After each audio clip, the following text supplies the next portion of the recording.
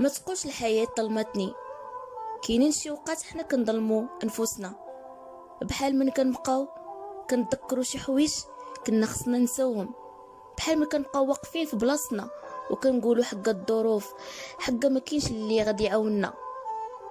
علاش الحياة ديما كنلوموها وما كنلوموش انفسنا؟ راه بامكانك تسعد راسك غير بحوايج قليله. الا بقيتي كتعيش في الذكريات عمرك ما غتعيش الحاضر. الحياه كتعطيك فرصه اللي هي بانك عايش فيها، ولكن ما كتوفرش لك كل شيء. كتبغيك انت اللي توفر هادشي لراسك.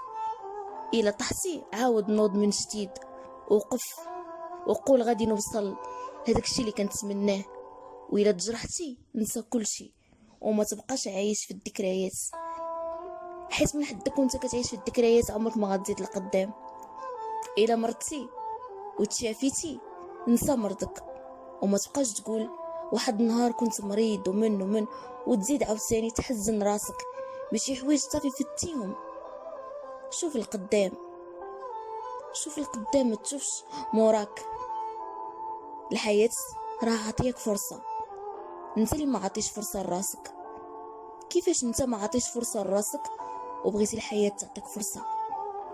عطي القيمة لراسك، كون قوي، كون عندك شخصية قوية وتحدى الحياة.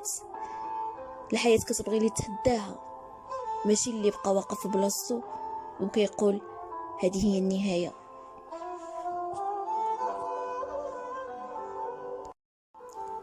ما تقولش الحياة ظلمتني.